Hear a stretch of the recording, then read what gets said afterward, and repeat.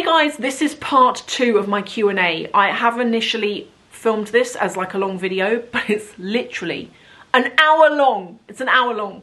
So if you missed part 1 and you want to catch up with that, I'll link to that video below. But this is part 2, let's go. Viv, you also said, the scandal affected your love of Dior. Did Maria Grazia Chiuri leaving affect how you see Dior's style? I feel like, you know, Maria Grazia Chiuri, I really liked her loudness and her use of logos. But Jonathan, I feel like he's taken it back to like almost like a Raf Simons era, more still with the logos there, but more, he's even reversed. You know, Maria Grazia Chiuri changed the logo. I never liked the way she changed the logo. I liked the original. He's like rolled it back to the original, and I feel like the pieces now feel a lot more elegant. There are logos there, but maybe less so. And so I am really interested. I like both, basically. Habhus16, how is the house hunting going? What are your non-negotiables? So my Patreons all know about that. I have a Patreon channel where I talk about like more like private stuff, basically. Or I tell you guys things way before I would say it on here. But so you guys know. But situation is, we were looking at moving, and then we've got these couple of projects I've been telling you about that we had to get done. And then, so what we decided to do is we didn't really have time to be viewing houses, and we weren't really on it. So we've decided, right, let's finish what we're doing, get this out the way, get to retirement so that we have nothing to do, then start looking. So what we're thinking is a couple of things. We are still looking to leave the UK, but we don't know where to go. We are looking at Singapore again, but their entry requirements are very strict. And from what I understand, you have to have a business and like employ people over there. And obviously we're retired, so that's not going to be the case. And even if we weren't retired, we both just work together. We don't have any staff. So that's kind of that. If we live in the UK, we're going to move away from London. We kind of know the areas that we're looking at. Non-negotiables are the size of the house. Although it's just the two of us, we got a lot of stuff. And yeah, location. Definitely location as well. Like, it needs to feel right, you know. The next one is, oh, it's also from you as well. In the age of TikTok, is there a reason why you're not creating content there too? Do you know, I tried to get into TikTok. I tell you why I don't create content there. I personally feel as though TikTok, Instagram and YouTube Shorts, when it comes to short content, you have to do different things because each platform has a different audience. So I feel like on TikTok, it needs to be entertainment, a little bit silly, you know? On Instagram, it needs to be more educational. So this is an outfit I've got, this is where it's from, this is a dupe for such and such, whatever the case may be. It needs to be a little bit educational and obviously engaging at the same time. Then YouTube Shorts is just different again. The people that basically watch my Instagram don't go and watch Shorts. And when I've uploaded Instagram content to TikTok, it gets no views. I did make one TikTok reel once that was bespoke to TikTok and it did okay. And I just don't have the time to do all 3 platforms. And I also don't want to do all 3 platforms. I'm quite happy with my Instagram and my YouTube. So that's kind of why I haven't really embraced it. But I have got an account over there, I just don't do anything with it. You've also said, what do you think of the Harrods cyber attack? So, you know, I mentioned that one at the beginning of this video. I'm very disappointed in Harrods, and they've really annoyed me, actually. I know they've annoyed a lot of us because it's dangerous. These companies, they only care when they get caught out for it, I feel. And it's like, how would you feel if your personal info got leaked? Like, and the safety implications around that. Some people at Harrods, like, there are people that have had their details taken and they'll be spending hundreds of thousands, even millions of pounds, and there could be hostage situations. I'm not even exaggerating, because everyone's details have got out there, and it makes me so angry that they don't take this more seriously. I think it's absolutely disgusting, actually. Indiana Sailor, what's David's favourite colour? I've asked him this question before. He's very boring. He's like, I don't have one. You also said favourite fruit. I really like many fruits actually, but I would say my favourite is definitely pineapple. I love pineapple. I buy like a whole pineapple and I get through it in a couple of days. I have it with yogurt for my breakfast in the morning. Bubs D has said, can you share your exercise routine? So I try and go to the gym like 4 to 5 times a week. I'm trying to get back into it. Because of my work and I'm always sat at home at my desk, I've got quite out of shape. And also with winter coming, I don't know about you, but when it's winter, as soon as it gets dark in the evening and it's cold, I don't want to get in the car and drive to the gym. So I'm trying to like break out more at lunchtime and then get back in time. But I like to do a mixture of weights and cardio, more weighted towards weights. I didn't used to do a lot of weights because I felt like it was going to bulk me out, but it kind of hasn't. And you know, another thing I have to recommend to you, if you aren't a member of the gym, if you're like a busy mum, or if you're at home working, or you're in an office and you get home late and you've got no time, there is a lady on YouTube called Lucy Wyndham Reed. I'm going to link to her below. She does these at-home workout videos, and they'll be like 4 minutes, 7 minutes, 10, 15, and so on. So you know from the thumbnail, oh, I'm only going to be working out for like 7 minutes, but they're quite intensive. And she also does ones for like targeted, like your stomach or your hips or your arms or whatever.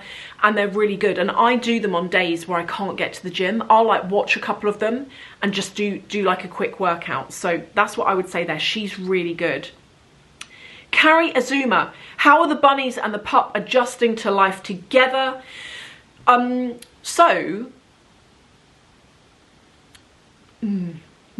Not amazingly. I mean, when I say that, I wouldn't let the rabbits and Louis be together in one room without a cage in between them. Jessie in particular Lola is terrified of Louis. Jessie, the little brown rabbit, she's quite a sassy girl, you know. She's nearly 10 years old. She's going to be 10 years old in January. Can you believe that? She's quite sassy and sure of herself. So she will go up to Louis at the bars and she'll sniff his nose. He will lick her nose, which is all cute and nice. But then he starts trying to scratch at her. So then she runs away. She can look after herself. But we wouldn't have them together. And we definitely wouldn't have them unattended. Even with the fence there, we like stand and watch and like make sure that no one gets hurt. But it's quite annoying because it's really ugly around here at the moment. We've had to buy like a couple of cages because Louis and Jessie don't get on, they fight. And neither of those two get on with the dog, they fight. So we've got like 3 animals in separate compartments, but they're all free range in the house. It's carnage around here. Notes from a traveller. Hi Sophie, how do you start your own business to get away from a desk job? Well, the way I did it is I started my own business back in 2012. And the way I did it is I was sort of like, I guess you could say moonlighting on the side. So I had like a couple of clients that I was doing little bits of projects for on the side. So not so much now, David's taken over, but I used to design and build websites, but I also did the account management. I could run campaigns, I could do strategy, etc. And small businesses that couldn't afford to go to a big agency would come to me and I would do things for them. And when I felt that I had enough work to keep things going, that's when I quit and did it and went on my own. But David was also doing the same thing where he worked. So he quit before me and set up before me. David's stuff is more analytics. It's more data driven. I don't even know what he does. You know, his stuff, my stuff is more creative and client facing. His is more like back end data, analytics, building, etc. So that's what I would say. That's what worked for me. Lynn's Lovely Things. What is your favourite perfume? I've got so many, but I really like Fragrance du Bois. So that's the name of the brand, but they've got so many perfumes and they're all very like, their perfumes, I don't know if you're going to understand what I'm saying here, Lynn's. They smell like money. Their perfumes smell like money, you know? That really rich kind of like oud smell. Like, I love their stuff. Shania has said, advice for young women who know they don't want kids but already are feeling the pressure. Oh my God, you know, I've spoken about this before, but I want to say my 20s were ruined by people putting on pressure to have children when David and I knew we didn't want them. Ruined. When I think back to my 20s about the baby aspect, I just remember stress and self-doubt because I knew I didn't want them, but everyone was in my ear going, it's now or never. If you don't have children, who's going to hold your hand when you're dying? And I was like, that's not an excuse to have a child. And it is really hard putting up with the pressure, but I would say the later into your 30s you get, and then 40s, people back off after a while because they're like, oh, you're a lost cause. I'm not gonna pester you anymore. But that's what I would say, is just like focus on you, stay strong. Tell people to like wind their necks back in if they're being really rude and really, really pushy. But stay true to yourself, like, and you might change your mind or you might not. And either path is absolutely fine. We don't have kids and we are very fulfilled and very happy. I don't feel like there's anything missing in my life. I don't regret not having kids so far in my life. If I end up having one, fair enough, but I don't want one. It's not what we want. Okay, the next one is from David Berg. I love you. You have said, as a tech lover, I'm curious what your favorite tech brands and or devices are. What do I like? I love my Nintendo Switch. I like a bit of gaming. I really like my, well, see, I have my iPhone, but I also have a Samsung. But this Samsung is a nightmare. You know what? Can you see the screen, yet again, has cracked through there? So I've got like an old an old iPhone, and I'm going to port all the data over to that later today, because this phone, I already paid at the end of last year nearly £500 to have the screen fixed, and it's broken again. So yeah, that's annoying. David's into his Apple Watch. I don't know, apart from that, not really like massively into tech. I'm into beauty tech. So like the infrared LED masks, the radio frequency devices, that's what I would say. Gavin, you have said, what is the most overrated luxury hotel restaurant that just rides on its name and isn't worth it? Oh, I feel like there was one. Oh my God, you know what? Don't have a go at me for this. This is just my opinion. Claridge's. I've never stayed there, but I don't rate the food at all. I've eaten in there a few times and I don't get it. I don't get the hype. I went in there with a friend of mine last year and we had club sandwich, and I'm not joking. I was like, why is this club sandwich so dry? And like, we both took the filling out and the bread was actually burnt, like fully burnt. I'm like, how has that left the kitchen? Also, the Ritz, I don't get it. I took a client in there for lunch one day. So with my job, at every place I've ever worked, but even now, with your clients, you wine and dine them, like as like a nice thank you really for working with me, and you want to take them to nice places. And I took my client to the Ritz, and this was a few years ago now, and we ordered like a club sandwich and some fries each, and it came out beautifully decorated on this little silver tray with like a little cup for the chip. Beautiful, tiny but beautiful. £80 for one sandwich and fries, not even joking you. And I remember when I looked at the bill thinking, that is so much of a markup. You've literally just sliced, we didn't even get crusts on the bread, they chopped that off, so the bread was really small. I think that, I personally think they're overrated, but I've never stayed in those places, so I can't comment on that. Ellie, what are your how are you coping wrapping work up and perhaps house moving? At the moment, we're focusing on the work, get that done, then the house moving. You also said, sorry to hear about the Audi cancellation. I was really looking forward to car content. I know. Well, hopefully once we've like finished work, we are going to start going out and looking at cars again. We just don't have time at the moment, but we are going to get onto that. Zara Matter, did you ever consider the Middle East for moving? Yes, we have. Zandy 11V, no question, but wanted to tell you I love you, girly, David, Louis and the bunnies. You are so sweet. Thank you so much. Dash Time Me 1. Did you ever consider moving to Dubai? Yes. Yes, have considered Dubai. Kiz P95. What helps you stay motivated when you're feeling a bit down? I love your videos. Seeing my friends. If I'm feeling a bit down, even though I know I don't want to leave the house, I know if I get out of the house, it helps. But also having the animals has really helped. Like whenever I feel a bit like, oh, I can't be bothered to do anything, or if the news is getting on top of me, like I try and avoid the news because it's like scary. I just go and sit with my animals and like my husband, or go and see my friends, and it instantly lifts. Kinda starish. Would you ever do a meet and greet, visit Toronto maybe? I really want to go to Canada. I was actually going to go skiing in Canada with my friend Phil a couple of years ago, but then COVID happened.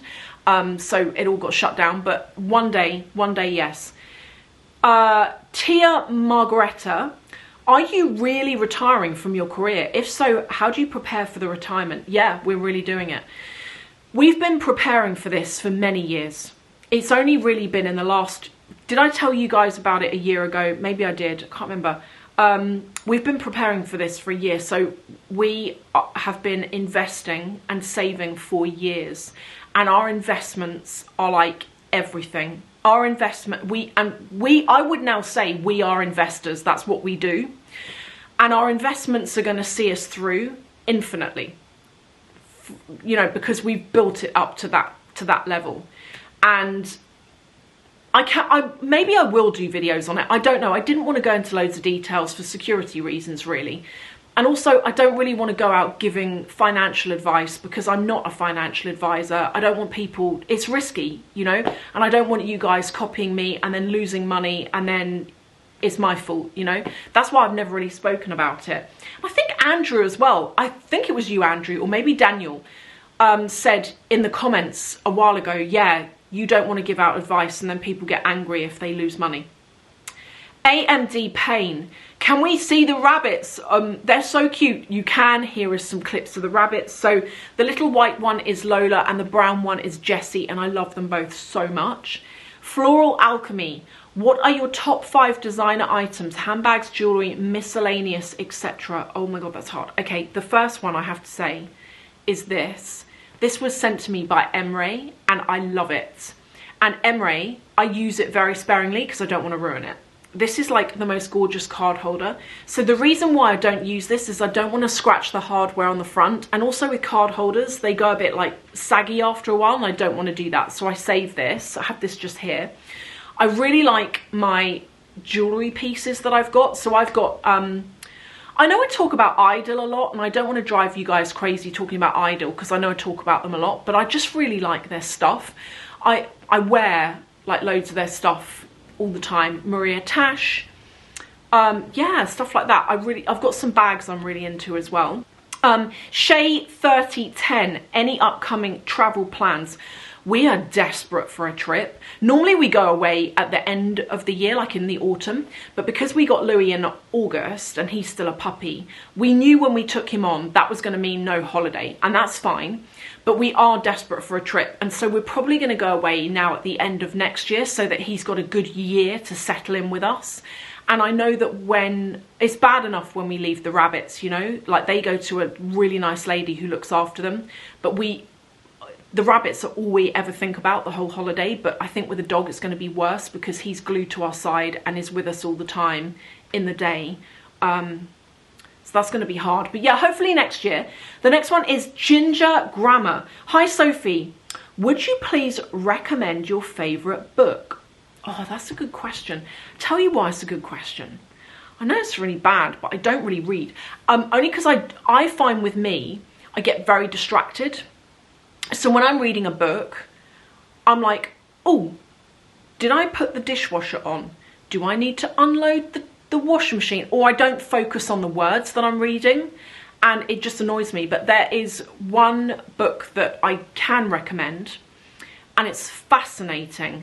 It's by Robert Louis Stevenson. It's like a really old, like he's the kind of person you learn about in English literature. So he did a book called The Bottle Imp. And I don't know if you've heard of it, but it's very curious indeed. It makes you really think about the story. So basically, think about this, guys. The story is about, I'm going to use an empty water bottle as an example here. The story is about an ancient glass bottle that contains a little demon in it. And the bottle is like sealed at the top, right? And anyone who has this in their possession can wish for anything in the world. But if you die and you still own the bottle, you go to hell. Like, it's really, really deep, okay? But wait for this. The only way to get what you want and not go to hell is to get the bottle, make all your wishes, and then sell the bottle to the next person. But you have to sell the bottle to the next person for less than you bought it for. And you have to tell the next person the true extent of what this bottle is about. And the book is about how this bottle gets sold and sold and sold. And the book is mainly around this one character.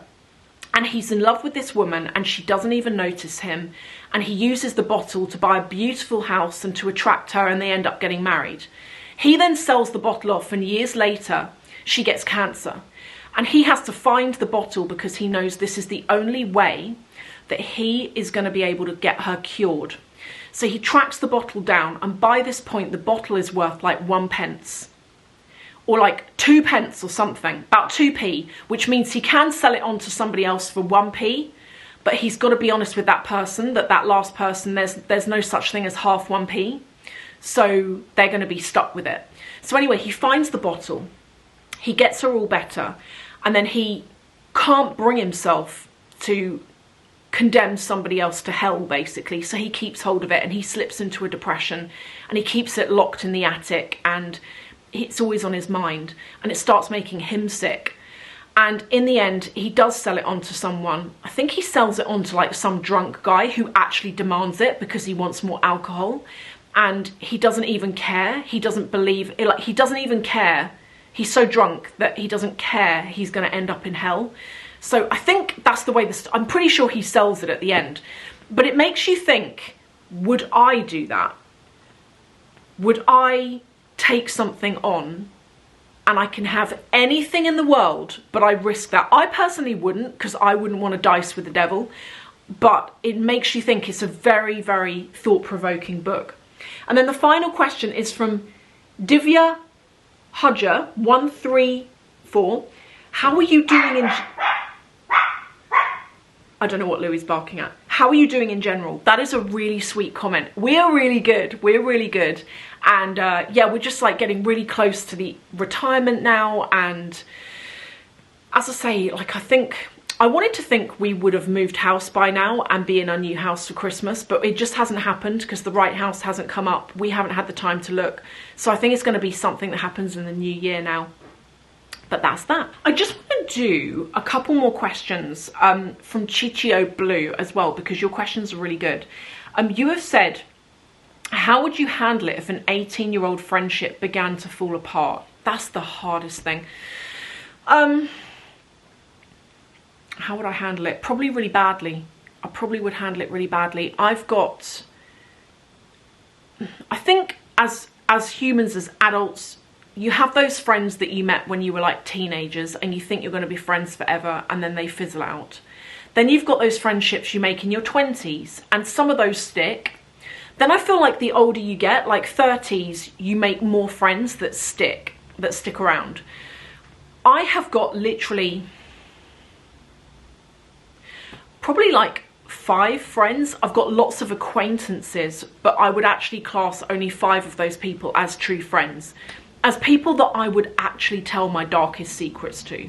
Only 5 people, and I know they wouldn't tell anyone, and I can trust them, and they've been in my life for years. But I have had friends with people that have fizzled out, and I think it's particularly hard when you get ghosted and you don't know what went wrong. And I don't know whether you've had that, but that can make the whole thing even worse. It's like breaking up with someone. When you've had a person in your life for that long, I would say be like kind to yourself. If it's just fizzled out, or if they're being weird and they're not telling you what the problem is, try and not automatically assume it's all you. I think sometimes people just get weird and they might blame us for stuff, but actually it's them. Sometimes it is us. Sometimes you might do something, but I always think a true friend that you've had in your life for 18 years, if suddenly it's fallen apart and they're not telling you what the problem is, that's really, really upsetting. You also left another question saying, what's an absolute deal breaker in a friendship? Trust and honesty. If I'm friends with someone and I tell them something and they go and stick the knife in me by telling somebody else, that's it, it's over. Honesty is everything. All of my friends know I am very, very straight down the line. For example, in business and in friendship and in a relationship, if I have done something to upset that person, I want to know. I want to be told.